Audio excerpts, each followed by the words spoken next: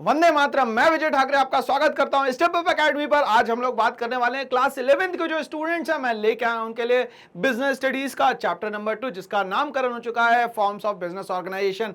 Already यहां पे हम लोग बहुत सारे लेक्चर्स कर चुके हैं, 6 लेक्चर लगभग हो चुके हैं।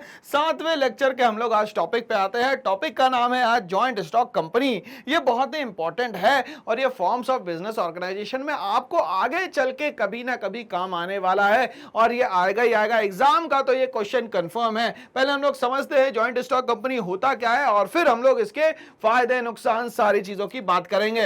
अ company can described as an artificial person. हमेशा एक कंपनी जो है वो आर्टिफिशियल पर्सन की तरह बिहेव करती है, मतलब जिसमें सोल तो नहीं होती बट वहां पे काम तो उसी के नाम से होता है। Having separate legal entity and a common seal. उसकी एक सेपरेट लीगल एंटिटी होगी और उसकी एक सील होगी जो कि कहीं ना कहीं उसका वो फेस भी बोल सकते हैं हम लोग उसको।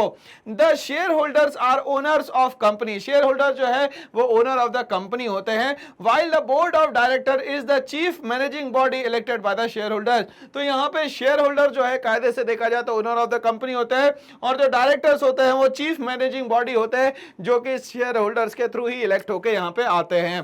The capital of the company is divided into smaller part called share. जो कंपनी का कैपिटल है उसको छोटे छोटे पार्ट्स में जब बांटा जाता है that is known as shares which transferred freely from one can be to the shareholder another. भाई एक से ट्रांसफर होके दूसरे के पास ये पहुंच जाएगा और पैसे कमाने का सबसे अच्छा जरिया जो है वो आज शेयर खरीदना है भाई। ठीक है, चलिए अब हम लोग फीचर्स की बात करते हैं। जॉइंट स्टॉक कंपनी में सेपरेट लीगल एग्जिस्टेंस होगा हमेशा जॉइंट स्टॉक कंपनी का।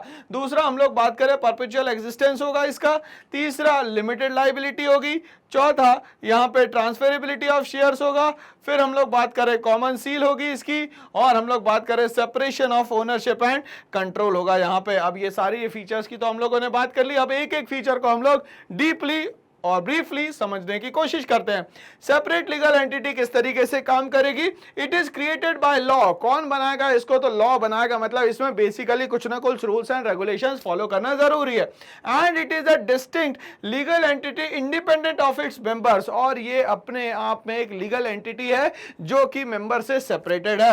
It can own property, enter into contract, can file suit in its own name. तो इस कंपनी के नाम पे खुद की एक प्रॉपर्टी हो सकती है, कोई कॉन्ट्रैक्ट हो सकता है, यहां पे उसके अगेंस्ट में सूट भी फाइल किया जा सकता है, केस भी फाइल किया जा सकता है इसके नेम पे। दूसरी हम लोग फीचर की बात करें परपेचुअल एग्जिस्टेंस की। डेथ, इंसॉल्वेंसी एंड इंसैनिटी और change of members has no effect on the life of a company.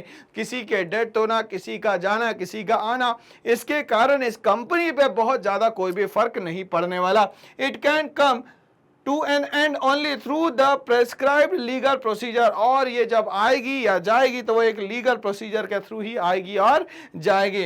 Limited liability की हम लोग बात करें, the liability of every member is limited to the nominal value. और हर किसी की लाइबिलिटी जो है यहाँ पे बहुत ही लिमिटेड होगी। Of the share bought by him और to the amount guaranteed by him. कितने अमाउंट की बात हुई है उस हिसाब से उसकी लाइबिलिटी यहाँ पे सेट होगी। ट्रांसफरेबिलिटी ऑफ शेयर्स की बात करें, shares of public company are easily transferable. Shares जो भी है कंपनी के वो इजिली ट्रांसफरेबल हो सकते हैं one person to another person, but there are certain restrictions on the transfer of share of the private company. और जब प्राइवेट कंपनी की बात होगी तो यहाँ पे रेस्ट्रिक्शंस लगाए जा सकते हैं।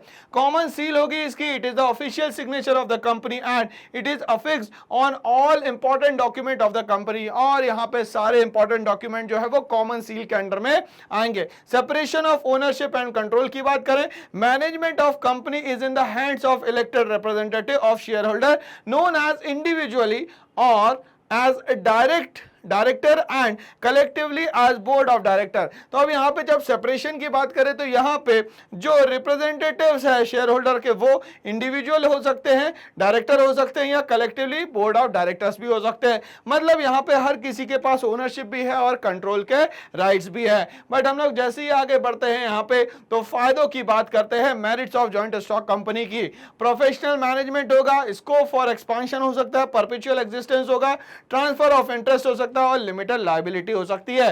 अब हम लोग एक एक चीज को ब्रीफली समझने की कोशिश करेंगे। लिमिटेड लायबिलिटी किस तरीके से, जितना लगाओगे उतना ही आपको पे करना पड़ेगा। Limited liability of share holder reduce the degree of risk born by him, तो भाई उसने जितना लगाया होगा उतना ही उसका रिस्क होगा। नंबर 2, ट्रांसफर ऑफ इंटरेस्ट होगा। Easy transferability of shares increase the attractiveness of the shares for investment, भाई इजीली ट्रांसफर होगा, लोग अट्रैक्ट होंगे ताकि ज्यादा से ज्यादा क्या कर सके भैया, हम लोग यहाँ पे शेयर्स को खरीद सके। परपेचुअल एग्जिस्टेंस होगा। Existence of a company is not affected by the death, insanity, solvency of member or change of membership. Company can be liquidated only as per the provisions of the Companies Act. अगर उसको खत्म भी करना है तो companies act के through ही उसको and कर सकते हैं, अपने मन मर्जी से कभी भी कंपनी को एंड नहीं किया जा सकता। एक्सपांशन के स्कोप की बात करें, a company can collect huge amount of capital from unlimited number of members, तो ये बोल रहा है क्या कि यहाँ पे बहुत ज्यादा ह्यूज अमाउंट ऑफ कैपिटल मिलता है यहाँ पे, क्योंकि अनलिमिटेड नंबर ऑफ मेंबर्स भी हो सकते हैं who are ready to invest because of limited liability, बहुत सारे लोग पैसा लगाना चाहेंगे क्योंकि लायबिलिटी जो है वो बहुत लिमिटेड है यहाँ पे। Easy transferability and changes of the high return, कहीं ना कहीं इजी ट्रांसफरेबिलिटी रहती है और चेंजेस ऑफ हाई रिटर्न भी होता है, कभी कभी कम लगा के भी ज्यादा मिल जाता है।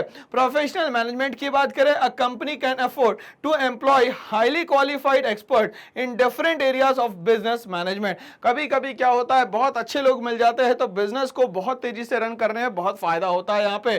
बट हर कंपनी का कोई ना कोई लिमिटेशन होता है, फायदे हैं तो कहीं ना कहीं आपको एक लिमिटेड एरिया में काम भी करना होता है। एक एक को हम लोग समझेंगे। सबसे पहले लीगल फॉर्मेलिटीज होती है जॉइंट स्टॉक कंपनी में, लैक ऑफ सीक्रेसी होती है क्योंकि ट्रांसफरेबिलिटी बहुत ज्यादा रहती है, ट्रांसफर होना चीजों का एक जगह से दूसरी जगह, ये कहीं ना कहीं लैक ऑफ सीक्रेसी है। ट्रांसपेरेंट बहुत ज्यादा होना तो भी यहाँ कहीं ना कहीं नुकसान है हमारा।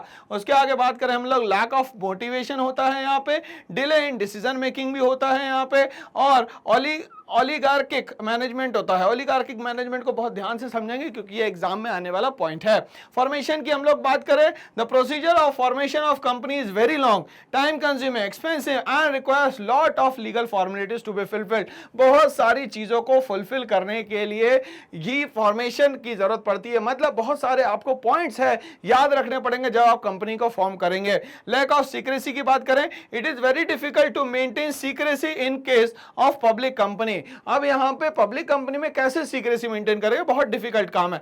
As companies required to publish and file its annual accounting and report, सारी चीजें सबके सामने रिप्रेजेंट हो जाती है, इसलिए यहां सीक्रेसी लैक ऑफ सीक्रेसी में कन्वर्ट हो जाती है।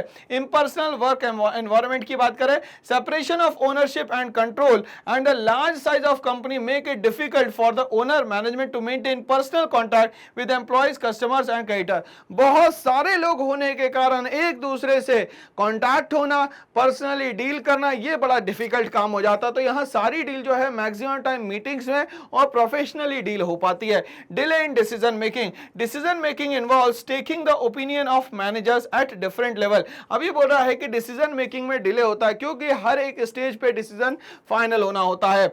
This may lead to delay decision making and also delayed action on them, ठीक है, तो इसके कारण डिले होता है क्योंकि हर एक स्टेज पे डिसीजन होता है, हर एक इंसान की सोच हर एक कॉन्सेप्ट के लिए अलग होती है। ओलिगार्किक मैनेजमेंट पे बात करें हम लोग, company is said to be democratically manage but actually manage by few people, देखा जाए कि बहुत सारे लोग यहां पे डिसीजन ले रहे हैं बट यहां पे देखा जाए तो काउंट ऑन फिंगर्स कुछ लोग हैं जो पूरी कंपनी के लिए डिसीजन लेने का काम करते हैं। Such that board of directors, ये बोर्ड ऑफ डायरेक्टर्स जो है मेन सब कुछ करने वाले होते हैं, बाकी सब लोग एक्शंस तो लेते हैं बट उनके एक्शंस का बहुत ज्यादा फायदा नहीं होता।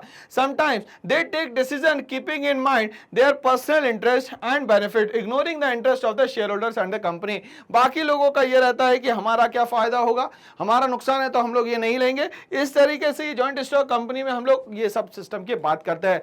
ऐसी और वीडियोस के बने रहिए, करना एक छोटा सा काम, इस चैनल को लाइक शेयर सब्सक्राइब करना ना भूले। Thanks for watching all.